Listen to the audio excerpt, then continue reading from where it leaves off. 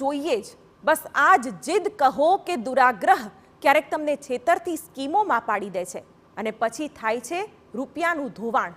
જૂનાગઢમાં સરકારી નોકરી ગમે તે ભોગે મેળવવા માંગતા લોકો માટે લાલબત્તી સમાન કિસ્સો સામે આવ્યો છે.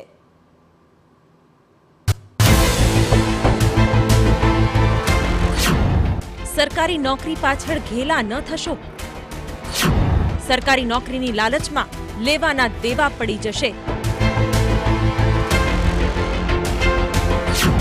લેભાગુ તત્વોનો તમે બની જશો ટાર્ગેટ. જીપીએસસીનું નકલી ઈમેલ આઈડી બનાવી છેતરપિંડી.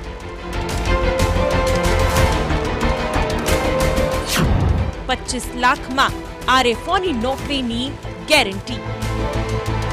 જૂનાગઢમાં સરકારી નોકરી અપાવવાના નામે મોટી છેતરપિંડી સામે આવી છે. વન વિભાગમાં આરએફઓની સીધી નોકરી અપાવવાના બહાને યુવાનો પાસેથી લાખો રૂપિયા પડાવતી ગેંગનો પર્દાફાશ થયો છે.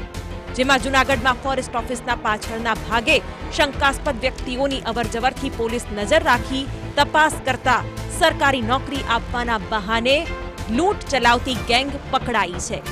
માણાવદરના સીતાના ગામના કાળુભાઈ સોલંકી પોતાના દીકરાઓને ફોરેસ્ટ ખાતામાં આરએફઓની નોકરી અપાવવા માટે 4.5 લાખ રૂપિયા આપ્યા હોવાની તેઓએ ફરિયાદ નોંધાવી અને પછી તો આ બાબતે સી ડિવિઝન પીઆઈસી સાવજ અને તેમની ટીમ દ્વારા આ બાબતની ખરાઈ કરતા એમપીનો યુવાન દીપક શામલાલ સેન જે એમપીના સદર જિલ્લાનો હોય અને અહીંયા પોતે છે આરએફઓના ઇન્ટરવ્યુ લેવા માટે આવેલો હોય તેવી જાણ્યા હતા.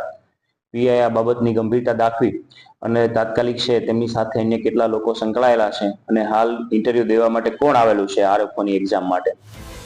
એક નહીં અનેક લોકો સાથે આ રીતે છેતરપિંડી થઈ હોવાનું સામે આવ્યું છે. આપને આરોપીની મોડસ ઓપરેન્ડી જણાવીશું તો છક થઈ જશો. મુંબઈના આશીષ શાહુએ વન વિભાગની નકલી વેબસાઇટ બનાવી ડમી કોલ લેટર મોકલી યુવાનોને છેતર્યા. ઉમેદવાર દીઠ 25 લાખ રૂપિયાની માંગણી કરી.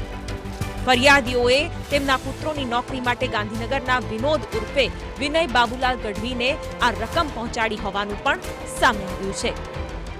તેમને જે પોતાના દીકરાને ડાયરેક્ટ આરએફઓ ક્લાસ 2 ઓફિસરની નોકરી માટે છે 25 લાખ રૂપિયા નક્કી કરેલા.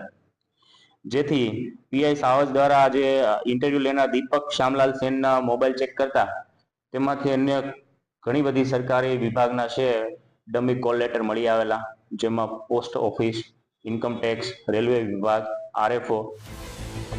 સરકારી નોકરીના સપનામાં રાચતા એવા અનેક યુવાઓ કે જેઓ રૂપિયા ખર્ચવા તૈયાર થઈ જતા હોય છે તેના માટે તો આ કિસ્સો ખરેખર ઉદાહરણ રૂપ છે.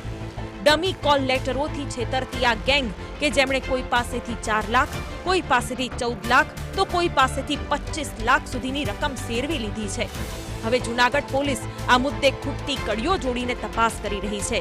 પણ તેની વચ્ચે સવાલો એ છે કે સરકારી નોકરી પાછળ આટલા આંધળુતિયા કેમ? સરકારી નોકરી ઘેલા યુવાઓ કેમ ટાર્ગેટ બને છે? ફ્રોડ ટોળકીઓને શા માટે સામે ચાલીને તક આપવી? ઈમેલ ખોટું કે સાચું તેની ખરાઈ કેમ નથી કરાતી? પોલીસ વિભાગ પણ મોડે કેમ જાગે છે? સ્પર્ધાત્મક પરીક્ષાઓના નામે આવા કૌભાંડો ક્યારે અટકશે? પ્રામાણિકતાથી પરીક્ષા પાસ કરવાની દાનત હોય તો આવા લેભાગુ તત્વોથી બચી શકાય છે. ત્યારે પરીક્ષામાં પાસ કરાવવાની લાલચ આપી લૂંટતી ટોળકીનું નેટવર્ક ક્યાં છે તે પણ ફિકરનો વિષય છે. જૂનાગઢથી વિજયસિંહ પરમાર સાથે બ્યુરો રિપોર્ટ TV9.